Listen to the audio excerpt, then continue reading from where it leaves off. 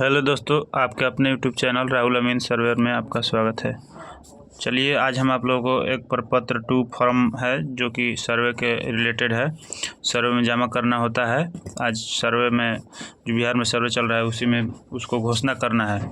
हमारे जितना भी ज़मीन पूर्वज का, बाबा परदादा का है तो एक फॉर्म में लिख करके उसको प्लॉट, खाता, खेसरा सभी चौहदी लिख करके वो फार्म में जमा करना पड़ रहा है आजकल। तो चलिए आज हम आपको देखते हैं, बताते हैं कि कैसे भरना है फॉर्म। देखिए हम आप लोगों को बताते हैं। देखिए यहाँ आप देख रहे होंगे, ये राजस्व ग्राम दिख रहा है, राजस्व ग्राम। तो राजस्व ग्राम जिस मौजा से आप बिलोंग करते हैं, आपका ज़मीन जिस मौजा में है तो नाम लिखना है। उसके बाद उस जिस ज़मीन में आप, जिस मौजा में आपका ज़मीन है उसका एक थाना नंबर होता है। वो थाना नंबर नहीं जिसमें आप केस उस करते हैं, वो थाना नंबर नहीं। अंग्रेज़ों के ज़माने से जो सर्वे हुआ था तो हर मौजा का, हर गांव का एक नंबर दिया जाता था ताकि उस नाम से ज़मीन को पकड़ा जाए कि वो ज़मीन कहाँ का है, कैसा है। तो देखिए थाना नंबर होता है। देखिए तो ये थाना नंबर 296 है। और हल्का नंबर आजकल के, जैसे कि पंचायत में, एक पंचायत में जितना गांव रहता है ना, तो उसी प्रकार एक हल्का है। उस हल्का में 7 गो 8 गो गाँव मिला करके बना दिया जाता है। उसी को एक हल्का एक गांव में डाल दिया जाता है। एक गांव के अंतर्गत 7-8 गो गाँव डाल दिया जाता है, उसको हल्का बोलते हैं। हल्का भी लिखे नहीं है, हल्का भी लिखना पड़ता है आप लोगों को। अब देखिए इसमें पुलिस थाना मेरा गढ़ानी है तो गढ़ानी, और अंचल गढ़ानी, जिला भोजपुर। देखिए इसमें रैयत का नाम लिखना है। इसमें रैयत का नाम, देखिए रैयत का नाम। आप लोग जितना भी रैयत हैं, 1 रैयत हैं, 2 रैयत हैं, 3 रैयत हैं, 4 रैयत हैं, 5 रैयत हैं, जितना भी हैं इसमें नंबरिंग डाल के आपको लिख देना है। देखिए इसमें 1 रैयत हैं तो इनका नाम लिख दिए हैं और उनके पिता का नाम भी लिख दिए हैं। और देखिए स्थायी पता भी डाल दिए हैं, ठीक है। पता, स्थायी पता में इसमें देखिए खाता दिख रहा है ना, खाता, इसमें खाता हर ज़मीन का एक खेसरा नंबर होता है, हर ज़मीन का नंबर होता है। और जितना ज़मीन को मिला करके एक पेज में लिखा जाता है और उसी पेज का एक नंबर दिया जाता है जिसको खाता नंबर बोलते हैं।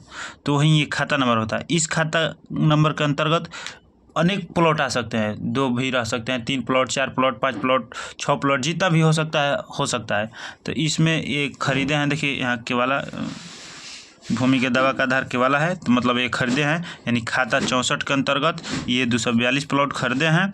तो उसमें इनका इतना रकबा है, तो इतना रकबा, देखिए रकबा डिसमिल में, आपको रकबा एकड़ में होगा तो डिसमिल में चेंज करके आपको लिखना पड़ेगा। रकबा इतना होना चाहिए। देखिए इसमें फिर खाता में इतना में 242 प्लॉट है, इतना डिसमिल, फिर 63 में है इतना खेसरा, फिर देखिए इतना डिसमिल। इसमें आप लोगों को चौहदी डालना है। और इसमें किस में ज़मीन का सिंचित है, धनहर है कि टाण है। टाण है तो भीट लिखिए, उसमें खेती होता है तो सिंचित लिखिए, उसमें खेती कम होता है, सिर्फ गेहूं का होता है तो उसमें भीट 1 लिखिए, ऐसे ही लिखिए। और इसमें लगान, आपका लगान करता है तो लगान डाल दीजिएगा। अगर नहीं भी डालिएगा तो चल जाएगा, कोई बात नहीं है। और जमाबंदी संख्या, ऑनलाइन जमाबंदी संख्या है तो डाल दीजिए, नहीं है तो कोई बात नहीं, इसको छोड़ भी सकते हैं और इसको भी छोड़ सकते हैं, कोई दिक्कत नहीं। अब देखिए इसमें नीचे जी, नीचे स्थान आपका मौजा जो है उसका नाम डाल देना है। इसमें अपना मोबाइल नंबर और तिथि, जिस दिन इसको देखिए भर के किसी भी साइबर कैफ़े में जाकर आप लोग ऑनलाइन करा सकते हैं। ऑनलाइन कराने के बाद ही आपका ओरिजिनल काम होगा, ओके होगा। अगर आप लोग सोचते हैं कि फार्म भर के और कर्मचारी यहाँ अमीन के यहाँ दे देंगे तो मेरा काम हो जाएगा, नहीं, आप लोग ये भूल कभी मत कीजिएगा। आप लोग इसको भर करके और ऑनलाइन किसी भी साइबर कैफ़े में जा कर के ऑनलाइन करा देना है। और इसके साथ इस फॉर्म में जितना भी प्लॉट लिखे हैं उस सभी प्लॉट का अगर केवाला है तो केवाला, यानी दस्तावेज, डीड बोलते हैं जिसको, वो लगा दीजिएगा और उसका रसीद लगा देना है। और इसके बाद इस फार्म को लगा देना है। उसके बाद फार्म को लगाने के बाद एक आपको ऑनलाइन जब हो जाएगा तो सबमिट हो जाएगा तो 2 गो पेज निकलेगा, रिसीविंग जिसको बोलते हैं, कंप्यूटर द्वारा निकल जाएगा रिसीविंग। उसी रिसीविंग को ये जितना भी फॉर्म के साथ लगाए हैं दस्तावेज उसका फोटोकॉपी और इसका फोटोकॉपी और जो 2 गो निकला है उसका एक कॉपी उसमें डाल करके एक फाइल में लगा करके और आप लोग को अपने ब्लॉक में जा कर के जमा कर देना है। यही करना है। देखिए और इस फार्म, ये तो प्रपत्र 2 हो गया। देखिए प्रपत्र 2 लिख रहा है, प्रपत्र 2, देखिए ठीक है, ये प्रपत्र 2 हो गया। और इसके साथ एक वंशावली फॉर्म लगता है, प्रपत्र 3-1, देखिए प्रपत्र 3-1 वंशावली, इसको भी भरना है। तो इसमें देखिए भरना है आपका अंचल जो है, अंचल डाल देना है, जिला डाल देना है, इसमें रैयत, जितने रैयत हैं देखिए, इनका रैयत तो एक ही था, तो एक ही का नाम है, इसमें पिता का नाम डाल देना है। देखिए ये अजय सिंह और पुत्र में सही किए हैं, तो माने पुत्र हैं इनका, ठीक है। तो और उसके बाद इसमें भी पुलिस थाना, निवास ग्राम अपना डाल देना है, टोला अपना मोहल्ला, जो पोस्ट, इसमें पोस्ट, और इसमें पुलिस थाना, निवासी, अंचल, जिला, जाति, ठीक है। और जमाबंदी पंजी में नाम है तो नाम डाल दीजिएगा, नहीं है तो कोई बात नहीं है। इसमें गांव, इसमें राजस्व ग्राम, इसमें गढ़ अंचल, इसमें जमाबंदी संख्या, नहीं है तो कोई बात नहीं है। इसमें खाता, और जितना खाता इसमें डाले हैं पीछे वाला प्रपत्र 2 में जो बताए हैं, देखिए 64-63 के डाले थे तो 64-63, अगर और खाता रहता इसमें फार्म में डालते हैं तो और खाता इसमें डाल देते हैं, और खेसरा जितना रहता तो खेसरा अपना इसमें डाल देना है, इसमें उसके बाद नहीं हटेगा तो नीचे, उसके बाद नीचे इसे डाल देना है। इसमें रकबा, इस फार्म में जितना भी खेसरा डाले हैं उसका रकबा कितना डिसमिल होता है टोटल जोड़ करके इसमें लिखना है, ठीक है। और उसके बाद आप अपना विश्वास भाजन के जो आवेदन दे रहे हैं उनका साइन करा लीजिएगा और हो जाएगा। और उसके बाद एक और फार्म है, देखिए इसको भी वंशावली के आधार पर प्रत्येक उत्तराधिकारी का दखल निम्न प्रकार है, ठीक है।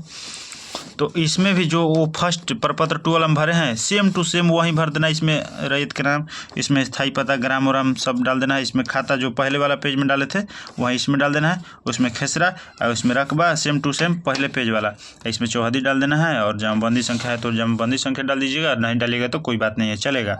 और उसके बाद यहाँ पर साइन करा लीजिएगा विश्वास भाजन का, यहाँ पर ग्राम पोता पूरा ग्राम पोस्ट सब लिख लीजिएगा। उसके बाद फार्म हो गया। अगर देखिए, अगर आपका दस्तावेज मान लीजिए कि 10 को दस्तावेज है और इस पेज पे सिर्फ नहीं हटा है, ये पेज भर गया, तो ऐसा ही पेज एक और इसके पीछे लगा लीजिएगा, जैसे कि ये है तो इसके पहले ऐसा ही एक और पेज लगा लीजिएगा और उस पर और प्लॉट डाल दीजिएगा, और उस पर भी नहीं हटता है तो और एक पेज लगा लीजिएगा, और उस पर भी नहीं हटता तो और एक पेज लगा लीजिएगा, 4 पेज लगा दीजिएगा, जब तक आपका नहीं हटता है लगा लीजिएगा। ऐसा भरते रहेगा और ऐसा भर जाए तो उसके बाद एक ऐसा वंशावली वाला उसमें भी लगा दीजिएगा। ऐसा वंशावली में अगर एक में नहीं होता है तो 2 लगा लीजिएगा। और उसके बाद और इसको भी ऐसा ही करना है, एक पेज भर जाता है तो दूसरा लगाइए, फिर तीसरा लगाइए, ऐसा ही पेज, और उसके बाद भर के फाइल में जमा करके ब्लॉक में जमा करना है। यही है प्रपत्र 2। देखिए हम आप लोग को बता देते हैं, आप लोगों को लगता होगा कि प्रपत्र 2 भरने का टाइम फिक्स है कि नहीं है। देखिए कोई गारंटी नहीं है, बढ़ भी सकता है, नहीं भी बढ़ सकता है।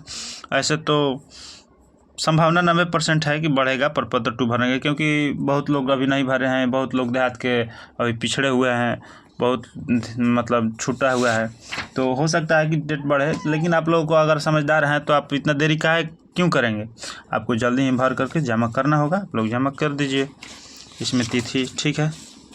चलिए जय हिंद, मिलते हैं अगले वीडियो में, आज के लिए इतना ही।